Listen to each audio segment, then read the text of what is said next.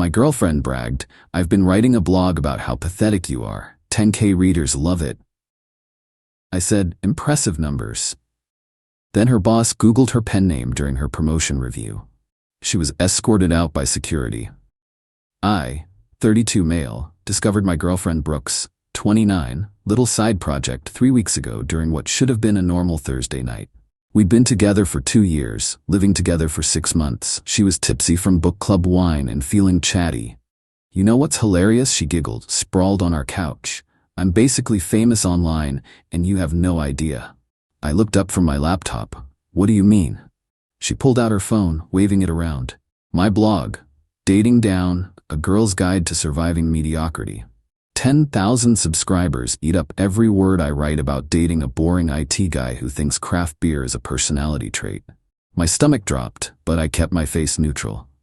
That's impressive numbers, right? Yesterday's post about how you alphatize your video games got 500 comments. People love how pathetic you are. Like, "Damon, sweetie, you wore the same hoodie 3 days in a row. Content gold." She showed me her phone screen. There it was.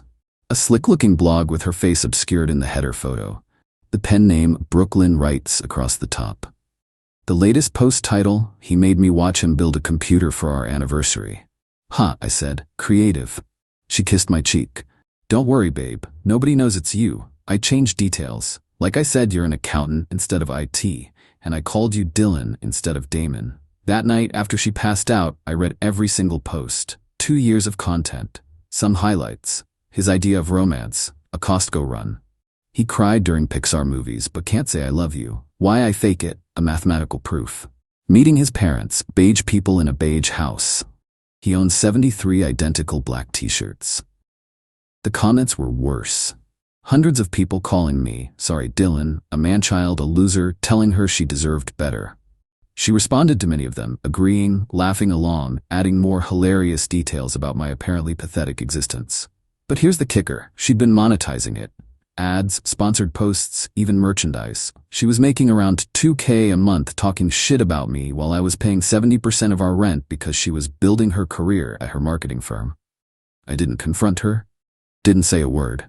Just screenshotted everything and started planning. Update 1, y'all asked what I did next. Well, Brooke was up for a huge promotion at her company, Senior Creative Director. She'd been prepping for weeks, practicing her presentation about authentic brand storytelling, and connecting with audiences through vulnerability. The timing was perfect. See, Brooke made one crucial mistake. Her blog's About page linked to her professional portfolio, her real name, her LinkedIn, everything. She thought she was networking, building her brand. She was actually leaving a digital trail a toddler could follow. 3 days after discovering the blog, she had her final promotion interview. That morning, she was bouncing off the walls. "Garrett loves my work," she said, adjusting her blazer. "He said I have a unique voice and understand modern audience engagement. This promotion is mine." "Good luck," I said, sipping my coffee from my apparently pathetic Star Wars mug. "Luck? Please. I've got this. Maybe when I'm making 6 figures, we can finally move somewhere that doesn't smell like your gaming setup." She left. I opened my laptop. I'd created a simple anonymous email. Nothing dramatic. Just, "You might want to Google Brooklyn Writes before making any promotion decisions. Sincerely, a concerned observer." Sent it to Garrett, the CMO, and for good measure, their HR director, Patricia. Then I waited. Brooke texted me at 10 a.m., interview starting. 11 a.m., weird, they postponed to 2 p.m. 2:30 p.m., WTF, something strange is happening. 3 p.m., nothing. 4 p.m., nothing. She came home at 6 p.m. Her face was blotchy, makeup smeared. She walked past me without a word and locked herself in the bedroom. An hour later, she emerged. "Someone sent my blog to my boss." "Oh?" I didn't look up from my game. They printed out posts. Garrett had them highlighted. The one where I called him a human LinkedIn post who thinks synergy is foreplay. The one about Patricia's wine mom energy ruining the vibe. The entire series about how our client presentations are corporate theater for brain-dead boomers. That's rough. She stared at me. That's rough? I got fired, Damon? They had security escort me out. Why would they fire you for a blog? Because I violated their social media policy and defamed the company, and apparently created a hostile work environment by writing about my coworkers. But you said nobody knew it was you. She threw a pillow at me. I had my portfolio linked. Oh, that seems like an oversight. The next 3 hours were peak Brooke. She cycled through denial. This is illegal. Anger. Someone stalked me. This is harassment. Bargaining. Maybe if I apologize. And depression. My career is over. Never quite made it to acceptance, though. Who would do this, she wailed. I shrugged. Maybe someone who didn't like being called pathetic. She froze. You? Me? I don't even know what a blog is. I'm too busy alphabetizing video games, remember? Update 2. The entitlement spiral was immediate. Day 1 post-firing. Brooke decided this was actually my fault for not being supportive enough. If you were more interesting, I wouldn't have needed to write the blog for creative outlet, she screamed while rage-packing her work clothes. You drove me to this. I drove you to write that my dick looks like sad lowercase letter I? It's called creative expression? Day 2. She tried to get her job back. Sent Garrett a 10-page email about how the blog was satire and performance art and actually showed her creative range. He responded with a cease and desist letter because she'd mentioned proprietary client information in several posts. That's when she pivoted to blaming her followers. Those stupid readers encouraged me. She ranted, wine-drunk at 2 p.m.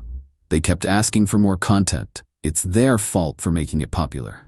Day 3. The blog started getting attention for all the wrong reasons. Someone on Twitter found it and connected the dots to her LinkedIn. The thread went semi-viral. Marketing expert loses job after secret blog mocking boyfriend and bosses discovered. The comments were brutal, but honest. She really thought she was the main character. Mao. Imagine fumbling your whole career for $2 a month. The boyfriend sounds normal, she sounds exhausting. Brooke spent the entire day reporting tweets for harassment and doxing, even though all the information was literally on her public blog. Day 4. Her friends started finding out. Her best friend Tessa called. Brooke, is this blog real? It's creative nonfiction. You wrote that I dress like a suburban mom who gave up. I'm mentioned by name. Tessa, don't be so sensitive. Her sister found it next. Then her mom, who was particularly upset about the post titled Holiday Trauma Surviving His Trump-Supporting Parents. Plot twist, my parents are apolitical and just really into gardening. Day 5. The apartment hunt began. Turns out, without a job and with a fresh firing for cause, nobody wanted to rent to her. She asked me to co-sign. Are you insane? I laughed. We're partners. You're supposed to support me. According to your blog, we're not partners. I'm practice for when someone better comes along. That was character development. Day 6. She started a GoFundMe. Help a creative professional censored for her art. It raised $37. She shared it to the blog's Facebook page, and her own followers roasted her. Girl, you played yourself. Maybe don't bite the hand that houses you? Team Dylan, honestly. Day 7. Her dad called me. Jerome was always a straight shooter. Damon, I read the blog. Yeah? You handling this okay? I'm good, Jerome. Good, she's moving back home. Also, I wanted to apologize. We raised her better than this. You seem like a decent guy, you deserve better. Thanks, Jerome. Also, you don't have 73 black t-shirts. I've seen your wardrobe. It's like 20, tops. Update 3. Brooke moved out yesterday, but not before the most unhinged week of my life. Remember how she monetized the blog? Well, turns out she had contracts with several brands for sponsored content. When the blog went dark, she panic deleted it after the Twitter thread. She breached those contracts. 3 companies wanted their money back. One was threatening legal action. This is your fault, she screamed, throwing her ring light into a box. You ruined my income stream. Your income stream was calling me pathetic. It was sustainable content. But the best part? She tried to flip the narrative. Posted on her personal Instagram about being a victim of cancel culture and how her art was misunderstood. She actually wrote, my vulnerability and honesty about modern relationships threaten people who prefer comfortable lies. The comments did not go how she expected. Her cousin, Brooke, you literally called your boyfriend pathetic for having hobbies. Her college roommate, girl, this isn't cancel culture, it's consequences. Her yoga instructor, maybe journal privately next time? Then came the dating apps incident. Day 8, She remade her profiles while still living in my apartment. I know because she did a photo shoot in our living room, using my ring light she claimed was too cheap in her blog. Her new bio, creative professional, writer, authentically myself, no boring guys please. She matched with some finance bro named Kurt within hours. Brought him over the same day, to my apartment, while I was working from home. This is Kurt, she announced. He has a boat. Kurt looked uncomfortable. Should I come back later? No, Damon was just leaving. I live here, you're moving out tomorrow. Don't be petty. Kurt left, quickly. Day 9, she tried to take my TV. I need it for my new place. You called it compensation for his personality in post 47. I was building narrative. Build it without my TV. She then tried to take my coffee maker. We shared it. My Nintendo Switch. I played Animal Crossing once. My cat. He likes me better. The cat, Mr. Whiskers, hid under the bed until she left. Day 10, moving day. Her dad showed up with a U-Haul. Jerome looked tired. While loading boxes, he pulled me aside. Found more of the blog cached online. The things she wrote, I'm embarrassed. It's not your fault. She wrote that we raised a mediocre man who peaked in high school. You graduated summa cum laude. You run a whole IT department. What the hell is wrong with her? Before leaving, Brooke had one final meltdown. You know what? You are pathetic. Living your boring life with your stupid routines and your dumb hobbies. I was the best thing that ever happened to you. According to your blog, you were settling for less than bare minimum. So which is it? She grabbed the last box. Have fun dying alone with your alphabetized games. They're organized by genre, then alphabetically. You never got that right in 127 posts. Jerome mouthed, sorry, as they left. Final update. So here's where we're at now.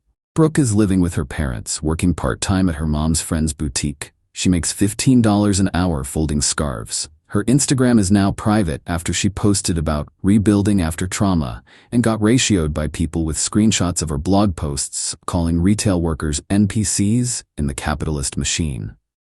She tried to start a new blog, Rising from Ashes, a Phoenix story. It has 17 subscribers. Most comments are people asking if she's the pathetic boyfriend girl. Last week, she sent me a long text at 2 a.m. I've been thinking, maybe we could work through this. Relationships need forgiveness. You obviously still love me, or you wouldn't have cared about the blog. I'm willing to give us another chance. I replied, no thanks. Too pathetic for you, remember? She sent 23 more texts. Highlights include, you'll never find anyone who understands you like I do. She thought I was an accountant. I made you interesting. To strangers on the internet who mocked me. You're throwing away 2 years. She threw it away for 2Ks a month. Kurt has a boat. Cool. Her mom Helen called me yesterday. Damon, honey, could you maybe talk to her? She's insufferable. She critiqued my casserole for lacking narrative structure. Sorry, Helen, can't help you. I understand. Also, I read the post about my Thanksgiving turkey being dry as her son-in-law's personality. It was one time, and I was trying a new recipe. The marketing firm? They've made her a case study in their internal training about social media policies. Garrett sent me a LinkedIn message. Thanks for the heads up. She also wrote about confidential client strategies. Could have been a lawsuit. Bullet dodged. Tessa, her ex-best friend, reached out. I'm sorry I didn't believe you when you said she could be mean. The blog? Jesus. She wrote that you were cosplaying as an adult. You own a house. She lived with her parents until 27. But here's the actual best part. I'm great. Like, genuinely great. The apartment is peaceful. I can watch my pathetic sci-fi shows without commentary. Mr. Whiskers actually comes out from under furniture now. I started dating Melody from my book club. Turns out she's into boring guys who have stable jobs and don't create drama for content. Melody read the cached blog posts, her review. So she mocked you for cooking dinner every night, having a savings account, and being kind to service workers? Was she raised by wolves? Worse, suburban parents who told her she was special. Last I heard through mutual friends, Brooke got rejected from 47 marketing jobs. Karma's beautiful. She tried to pitch a book. My ex was toxic, a survival guide. No publisher's bit. Kurt blocked her after she live-tweeted their first date. Her parents started charging her rent. She writes Yelp reviews now for that dopamine hit, all 1 star. The boutique manager asked her to stop telling customers they have pedestrian taste. Someone sent me her latest Instagram story yesterday. She's selling her ring light and blog equipment. Caption, letting go of items that no longer serve my journey. Translation, she's broke. Do I feel bad? Nah. She played stupid games, won stupid prizes. She literally had a perfect situation. Loving boyfriend, shared apartment, supportive partner, paying most of the bills while she built her career. She threw it all away to call me pathetic for internet points. The irony? Her blog's final post before deletion had 10K readers. This Reddit thread about her downfall? 50K upvotes and counting. Guess I'm not so boring after all. P.S. To everyone asking, yes, Mr. Whiskers is doing amazing. He's no longer an emotionally stunted creature reflecting his owner's inability to connect. Potent 73. He's just a cat who likes tuna and sunny spots. P.P.S. Brooke, since I know you're reading this, hi to your mom's account. Dylan never existed. It was always Damon. And my parents think you're the one who likes Trump because you kept calling everything fake news. Have fun with that narrative. Edit. She's already subtweeting about this post. Some people can't move on from the past. Girl, it's been 2 weeks. Edit 2. Her dad Jerome sent me $500 with a note for putting up with her shit. I sent it back with, no charge for the life lesson. He sent it back again with, buy yourself something nice. Not craft beer. Jerome's a real one. Edit 3. The boutique fired her. Apparently she started a TikTok called Retail Diaries mocking customers. The owner's daughter found it. She lasted 19 days.